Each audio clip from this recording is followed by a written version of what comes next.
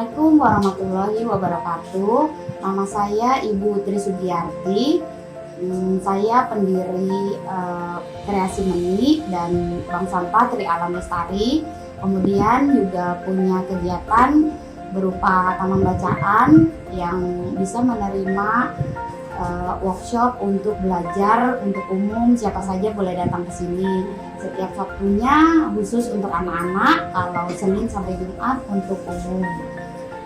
Dan produk saya biasa dijual ada lewat media sosial, kemudian ada juga lewat toko online, dan banyak dibantu difasilitasi oleh Sudin dan Dinas Koperasi dan UMKM. Kemudian ada juga yang saat ini jadi Jackpreneur ya, tadinya kan UMKM, sekarang berubah jadi Jackpreneur. Saya juga dibina dari Jackpreneur Kecamatan Pesanggerahan.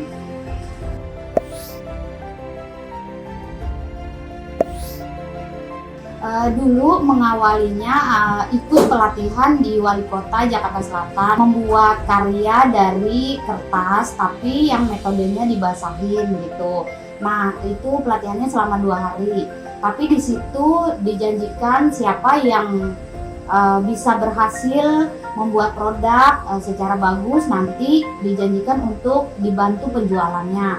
Nah, mulai dari situ saya termotivasi untuk membuat produk, apalagi dengan janji yang mau dibantu penjualannya.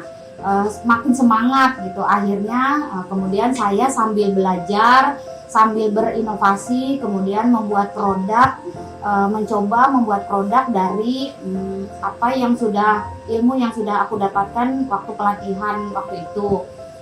Dengan mengajak, sebetulnya waktu itu mengawalinya mengajak ibu-ibu di sekitar sini gitu. Jadi sampai saat ini pengembangan dari produk ini banyak, antara lain yaitu bisa membuat bank sampah, bisa ada taman bacaan dan lain-lain gitu.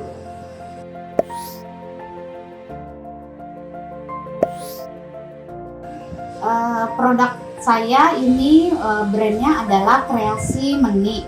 Jadi Meni itu diambil dari bahasa Jawa yang artinya kecil, mungil tapi cantik gitu, menarik.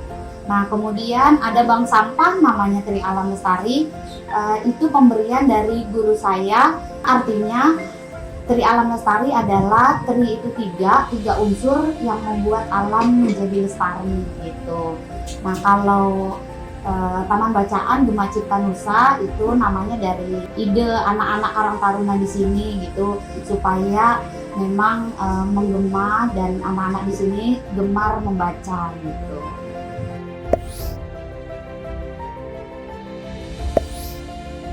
Kesulitan atau kendala dalam membangun usaha pastinya berbeda-beda setiap usaha. Kalau untuk saya kesulitannya atau halangannya itu susah untuk mencari partner kerja atau yang bisa membantu saya dalam usaha ini. Jadi sementara di awal-awal mengajak orang lain gitu ya, tapi karena belum ada hasil yang bisa diperoleh secara nyata gitu, jadi saya kesulitan gitu. Nah, tapi karena sudah berjalan gitu, mencoba sendiri, awal-awal hanya melibatkan keluarga gitu, nah sudah berhasil, baru bisa memberdayakan orang-orang sekitar dengan menjanjikan untuk membayarnya gitu. Jadi ada upah di situ, baru alhamdulillah bisa memberdayakan warga sekitar. Tapi alhamdulillah jika kita sudah mencontohkan dan ada hasilnya gitu, kita tidak perlu mencari orang, tapi nanti orang yang akan mencari kita gitu. Alhamdulillah sampai saat ini setelah beberapa tahun dan sudah ada hasilnya gitu, banyak yang membantu dan saya bisa memberdayakan keluarga terdekat, kemudian orang-orang di sekitar sini.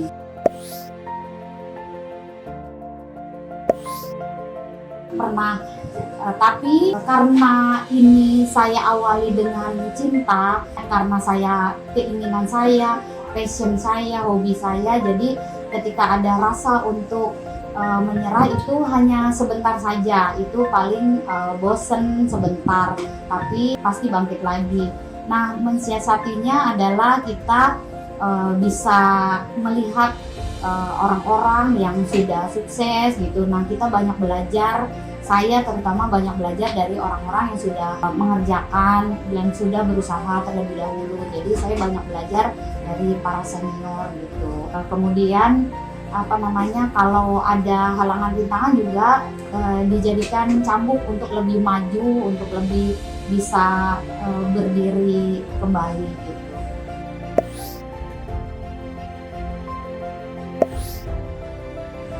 Dulu mengawali untuk jualannya pertama-pertama karena belum ada pembinaan ya, jadi belum ngerti bagaimana cara menjual, ya hanya seputaran di wilayah sini, jadi dari mulut ke mulut itu cuma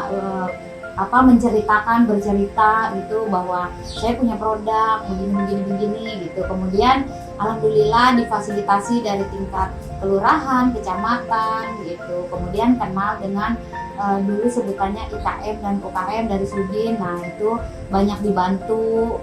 Kemudian 2018 ada Jackpreneur, masuk ke Jackpreneur gitu. Kemudian ada pelatihan cara berjualan di media sosial, itu juga dapat pelatihannya gitu. Jadi saat ini banyak cara untuk berjualan atau mempromosikan produk. Jadi alhamdulillah sekarang lebih banyak berkembang dan jualannya makin luas tentunya jaringannya gitu.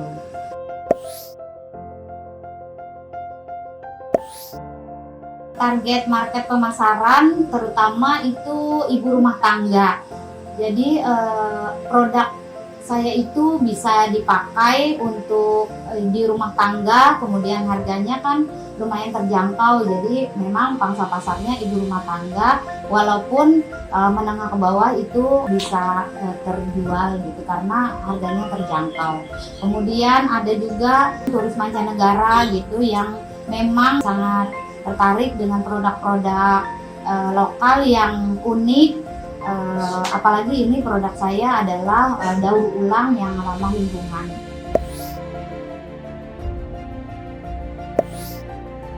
Ya, produk saya ini bahan bakunya adalah kertas. Jadi kertas apa saja yang dibuat menjadi berbagai macam alat-alat rumah tangga, dari alas gelas, tutup gelas, kemudian ada tempat buah, piring, nampan, lampu untuk aksesoris di rumah gitu. Kemudian yang paling sering terjual atau best sellernya adalah kotak tisu ini.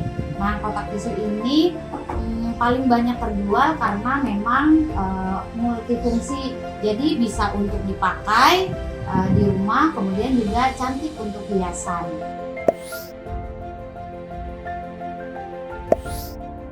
Keunggulan produk saya itu terbuat dari kertas yang sudah tidak terpakai. Jadi kalau kertas sudah tidak terpakai, seandainya dijual ke bank sampah atau ke pengepul atau kemana saja, itu harganya murah. Nah, kalau sudah jadi produk cantik seperti ini, pasti nilai jualnya lebih mahal gitu.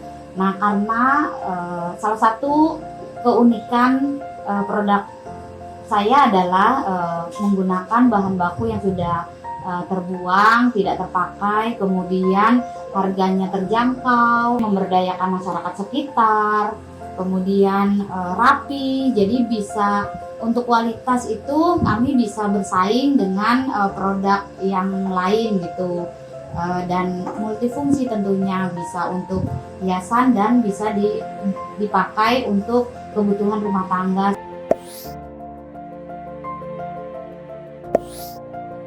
Range harga mulai dari ada tatakan gelas itu kita jual dengan harga Rp5.000.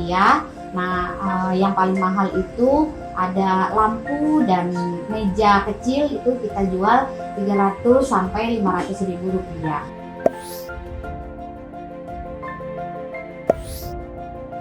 Kita di sini sudah memproduksi banyak jenis dan macamnya. Ada kurang lebih dari 50 macam, dari kotak tisu, tempat buah, piring, nampan, dan macam-macam. Nah, itu kalau dalam 1 bulan kita sebelum pandemi kita bisa menjual dalam 1 bulan itu sekitar 300 sampai 500 piece. Tapi karena pandemi omset kita sedikit berkurang gitu, tapi tidak gulung tikar gitu, tapi berkurang. Itu sekarang sekitar 100 piece dalam 1 bulan.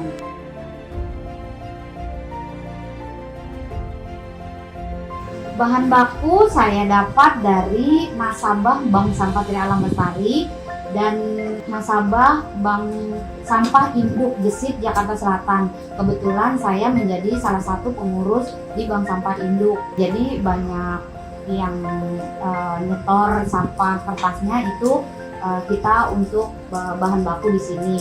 Kemudian ada juga dari percetakan kertas-kertas yang sudah tidak terpakai itu dikirimnya ke sini gitu. Jadi sudah kerjasama dengan berbagai macam pihak gitu.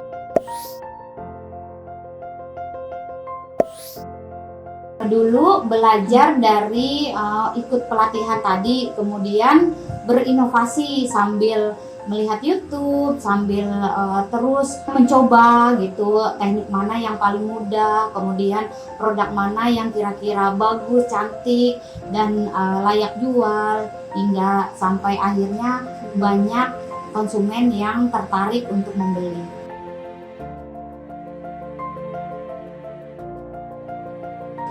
Dulu sebelum pandemi memang omset per bulannya itu kisaran 5-7 juta, bahkan bisa sampai 10 juta per bulannya. Tapi karena pandemi sempat merosot, tapi alhamdulillah beberapa bulan ini sudah mulai gerak lagi, ada geliatnya lagi, sudah mulai banyak lagi penjualan. Ada di kisaran 4 juta per bulan gitu, alhamdulillah.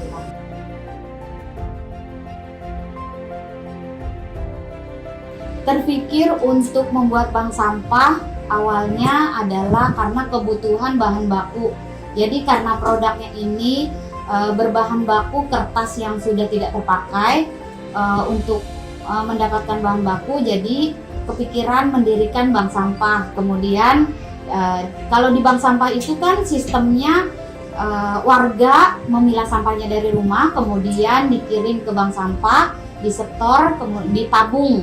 Ya, menjadi tabungan yang nanti bisa dikonversikan dengan uang gitu, dicatat berapa kilo per harinya gitu. Nah, nanti sampah yang dari warga ini sampah anorganik yang sudah dipilah dari rumah, jenisnya itu sampah kertas, sampah plastik, dan aluminium atau sampah kaca, itu bisa ditabung di bank sampah.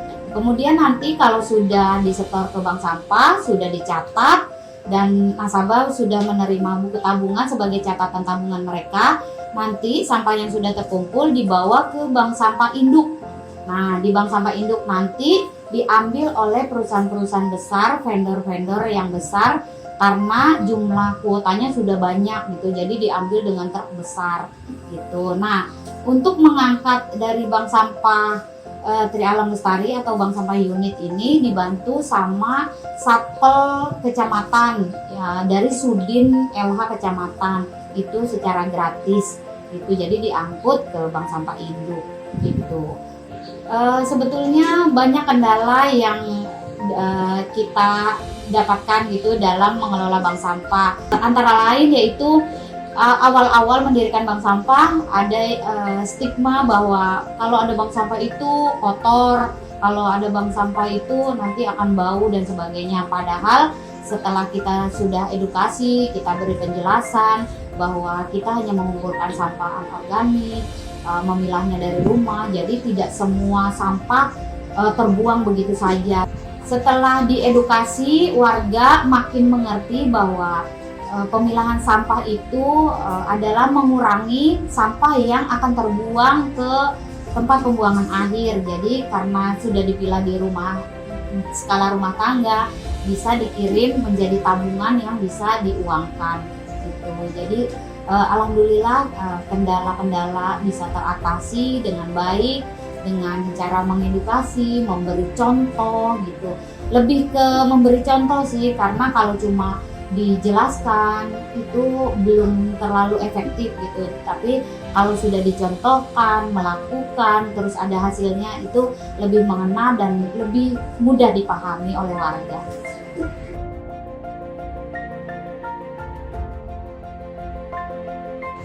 Harapan dari semua kegiatan, terutama bank sampah, adalah lebih banyak lagi masyarakat atau warga dari kita yang memahami bahwa sampah itu bukan musuh kita. Ketika sampah kita bisa pilah, kita bisa olah, itu akan menjadi peluang kesempatan untuk kita mendapatkan penghasilan tambahan gitu kalau kita mau mengolahnya.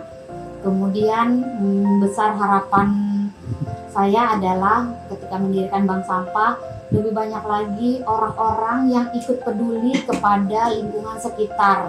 Itu lebih banyak orang yang memahami bahwa sampah bukan tugas pemerintah untuk mengatasinya, tapi menjadi kewajiban kita semua untuk bisa lebih bijak lagi terhadap memperlakukan sampah gitu. Untuk kelangsungan bumi kita supaya lebih lestari, lebih bisa nanti dinikmati anak cucu, karena bumi ini bukan cuma punya kita, tapi untuk generasi penerus kita.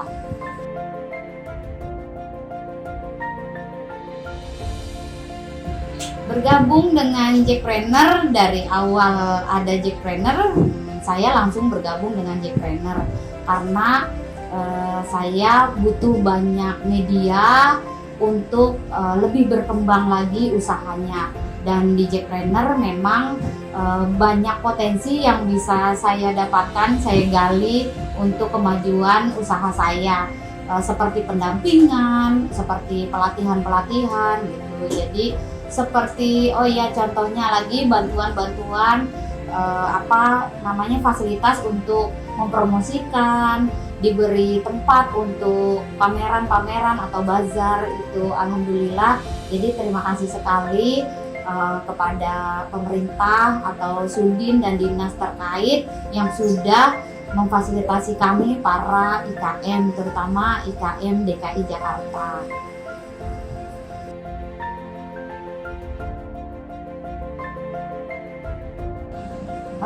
Harapan untuk usaha kreasi meni ini inginnya bisa lebih berkembang, bisa lebih banyak melibatkan warga sekitar, memberdayakan warga sekitar, bisa lebih banyak orang yang bisa merasakan hasil dari usaha ini, kemudian bisa go internasional, bisa menjual ke luar negeri dengan banyak produk keren, karya anak bangsa yang memang tidak diproduksi di negara lain gitu.